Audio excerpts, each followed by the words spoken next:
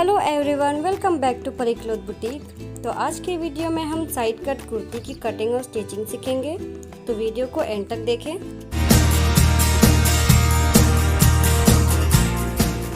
तो इस कुर्ती को बनाने के लिए सबसे पहले हमें बैक पार्ट की कटिंग कर लेनी है।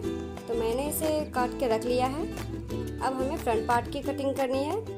तो कपड़े को इस तरह से दो फोल्ड में करके हमें बैक पार्ट को इस तरह से सेट करना है।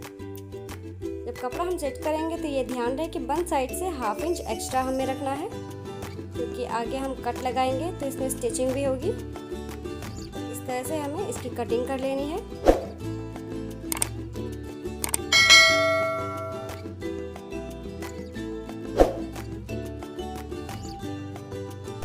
इसके बाद हमें फिटिंग के निशान पे कट लगा देना है, ताकि जब हम फिटिंग की सिलाई लगाएं तो उसमें आसानी हो।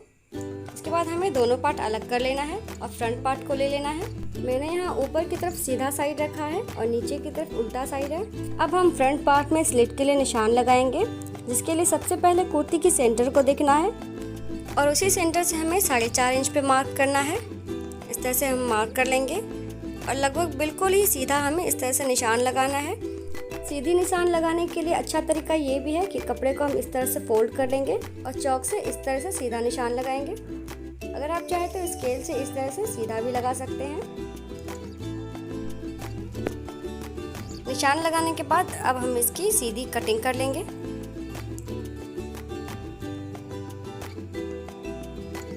कटिंग करने के बाद हम ऊपर से 28 इंच पे निशान लगाएंगे और इसके इस तरह से कट कर लेंगे। आप जहाँ तक भी स्लिट देना चाहें वहाँ पर कट कर सकते हैं। अब हमें कपड़े को इस तरह से रख के इसके ऊपर एक सिलाई लगानी है। जहाँ तक हमने कट लगाया था वहाँ पर एक सिलाई लगा देंगे। इस तरह से सिलाई लगाने के बाद अब हमें कपड़े को इस तरह से पलट लेना है और स्लिट वाली जगह को अब हम इस तरह से डबल फोल्ड करके पूरी सिलाई लगा देंगे दोनों तरफ। इस तरह से सिलाई करने के बाद अब हमें ऊपर की तरफ जो कपड़ा है इसे भी डबल फोल्ड करके सिलाई करना है। नहीं तो पहनने के टाइम ये अनकंफर्टेबल लगेगा, इसलिए इसे सिलाई कर लेना चाहिए। इस तरह से हमने सिलाई भी कर ली है। देखिए, बहुत ही फिनिशिंग के साथ सिलाई करनी है। अब हम इसे पलट लेंगे। अब ये हमारा बिल्कुल बैक पार्ट के साइज का हो गया है। इसके बाद हमें इसकी नेक की भी कटिंग करनी है। तो इसके लिए हमें सबसे पहले सेंटर पे एक कट लगाना होगा, तभी हम नेक की कटिंग कर पाएंगे। तो नेक की लेंथ लगभग मैंने 6 इंच रखा है और विड्थ हमें 2.5 इंच लेना है। तो इस तरह से 2.5 इंच पे निशान लगाएंगे और इस तरह से हमें बॉक्स बना के इसमें राउंड शेप दे देना है और इसके बाद हम इसकी कटिंग कर लेंगे। अब हम फ्रंट पार्ट के आर्म होल में गहराई काटेंगे। तो गहराई हमें लगभग ½ इंच काटना है। तो इस तरह से हम गोलाई का निशान लगाएंगे और उसके बाद इसकी कटिंग कर देंगे। इस तरह से ये हमारा फ्रंट पार्ट है। इसके बाद अब हम बैक पार्ट ले लेंगे। तो बैक पार्ट की लंबाई है 2.5 इंच और चौड़ाई भी हमें 2.5 इंच ही रखना है। और इस तरह से बॉक्स बना के इसे भी हम राउंड शेप देके इसकी कटिंग कर देंगे। आप अपने लेंथ के अकॉर्डिंग कर सकते हैं। दोनों पार्ट की कटिंग कर ली है मैंने। अब इसके लिए हम गला पट्टी काटेंगे। तो गला पट्टी के लिए मैंने ये कपड़ा लिया है। गला की पट्टी काटने के लिए हम एक नया तरीका का इस्तेमाल करेंगे। तो इसके लिए मैंने कुर्ती से कटे हुए नेक को ले लिया है और फैब्रिक पे इस तरह से रख के इसे कटिंग कर लेंगे और लगभग 1.5 इंच चौड़ा हमें गला पट्टी काट लेना है। मैं इसमें बुकरम यूज़ नहीं कर रही हूँ, तो आप इस तरह से इजीली आप गला पट्टी काट सकते हैं। इसी तरह हम बैक पार्ट की भी कटिंग कर लेंगे। तो इसी तरह दोनों की पट्टी कट चुकी है। अब हमें क्या करना है कि साइड की तरफ से एक एक फोल्ड करके दोनों की गला पट्टी को इस तरह से सिल लेना है और उसके ऊपर एक सिलाई लगा लेना है। सिलाई हमें ऐसे लगाना है कि दोनों की सीधी साइड एक दूसरे को फेस करे। तो इस तरह से मैंने सिलाई लगा ली है। तो इसके बाद हम पूरी में छोटी छोटी कट लगा देंगे। कट लगाने वक्त ये ध्यान रखें कि हमारा धागा ना कटे। इस तरह से हमें बिल्कुल ही छोटी छोटी कट लगा देनी है। कट लगाने के बाद इसे हम पलट के और हमें गला पट्टी के ऊपर से ही सिलाई लगानी होती है। तो इस पे हम सिलाई लगा लेंगे। सिलाई लगाने के बाद हमें इसे तुरपे करना है। हम पूरी सिलाई होने के बाद इसकी तुरपाई कर लेंगे इस तरह से। इसके बाद मैंने इसी तरह दूसरी पार्ट को भी रेडी कर लिया है। अब हम इसमें शोल्डर को अटैच करेंगे। तो शोल्डर को अटैच हमें कुछ इस तरह से करना है। एक पार्ट को इस तरह से मोड़ना है और दूसरे पार्ट को उसी की तरफ मोड़ के इसके ऊपर एक सिलाई लगा देनी है। इस तरह से हमारा बिल्कुल ही फिनिशिंग के साथ शोल्डर जॉइंट हो गया है। तो इसी तरह मैंने दोनों शोल्डर को जॉइंट कर लिया है। अब हमें फिटिंग की भी सिलाई लगानी है। तो इस तरह से दोनों तरफ मैंने फिटिंग की सिलाई लगा ली है। अब नीचे की तरफ दामन की सिलाई करेंगे। तो दामन को भी हमें 2 फोल्ड करके इस तरह से सिलाई लगाना है और इसी तरह हम हर तरफ सिलाई लगा लेंगे।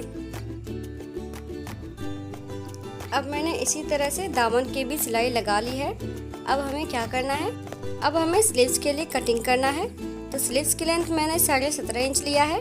इसकी तैयार लेंथ 16.5 इंच है। तो मैंने 1 इंच एक्स्ट्रा रखा है क्योंकि नीचे की तरफ हम एक पट्टी लगाएंगे और विड्थ मैंने 8 इंच लिया है। मैं यहाँ पे दोनों स्लीव्स की कटिंग एक साथ करूँगी। तो खुले साइड की तरफ हमें स्लोप लगाना है। 3.5 इंच पे हम निशान लगाएंगे और इस तरह से गुलाई दे देंगे। अब हम नीचे की तरफ फिटिंग के लिए निशान लगाएंगे। इसकी फिटिंग है 10 इंच, तो हम 1 इंच एक्स्ट्रा पे निशान लगाएंगे। इस तरह से हमें निशान लगा लेना है और इसकी हम कटिंग कर लेंगे। कटिंग करने के बाद हम ऊपर की तरफ एक कट लगाएंगे और कट लगाने के बाद हम आगे की तरफ गहराई काटेंगे। फ्रंट पार्ट के आर्म होल में हमें गहराई काटनी होती है। तो गहराई के लिए हम इस तरह से नाप लेंगे और हाफ कर देंगे और इसके बाद हमें 1.25 इंच पे इस तरह से निशान लगाना है और इस तरह से गुलाई करते हुए कटिंग कर लेना है। अब हमें स्लीव्स में नीचे पट्टी लगाने के लिए 1.5 इंच चौड़ा कपड़ा लेना है और इसके बाद हम स्लीव्स में एक लूप लगाएंगे। तो उसके लिए कपड़ा कट कर लेंगे जिसकी चौड़ाई 2-2 इंच पे है। इस तरह से 2-2 इंच चौड़ा कपड़ा हमें काट लेना है।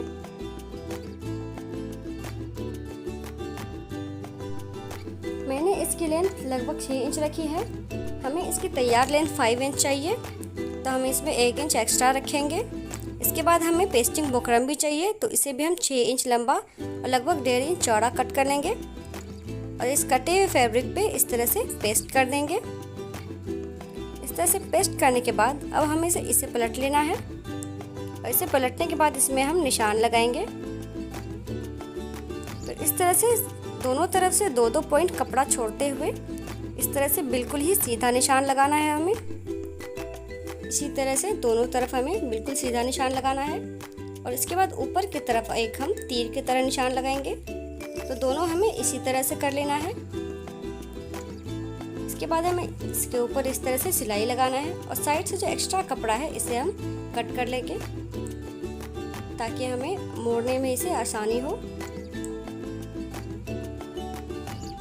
और इसके बाद हम साइड से भी एक एक कट लगा देंगे ताकि ये आसानी से मुड़ जाए। अब हमें इस लूप्स को पलट लेना है। आप किसी भी चीज़ की मदद ले सकते हैं इसे पलटने के लिए। नुकीली चीज़ होगी तो ये ज़्यादा अच्छे से पलट सकती है। तो इस तरह से पलटने के बाद हमें तीनों कोना निकाल लेना है इस तरह से। इसके बाद एक बार हम इसे फिर से प्रेस कर लेंगे और प्रेस करने के बाद हमें स्लीव्स पे इसे अटैच करना है। तो अटैच करने से पहले हम नीचे की मोरी को इस तरह से नाप लेंगे। तो 12.5 इंच है, 12.5 इंच के हाफ पे हमें 6.25 इंच पे निशान लगाना है और इस लूप को इस तरह से रख के इसके ऊपर एक पट्टी को अटैच कर देना है। तो इसी तरह से हमें अटैच कर लेना है इसे और अब हम इसे पलट लेंगे और पलटने के बाद इसे 2 फोल्ड करके इसके ऊपर एक सिलाई लगा देंगे ताकि ये बिल्कुल ही पक्का हो जाए और इसकी फिनिशिंग अच्छी आ जाए। इस तरह से सिलाई कर ली है मैंने। अब हमें इसे 1/2 इंच नीचे की तरफ रख के इस तरह से मोड़ लेना है और एक ऊपर की तरफ एक स्टिच कर देना है ताकि ये सेट हो जाए। और इसके बाद स्लीव्स की फिटिंग की सिलाई लगाने के बाद इसे कुर्ती में अटैच कर देना है।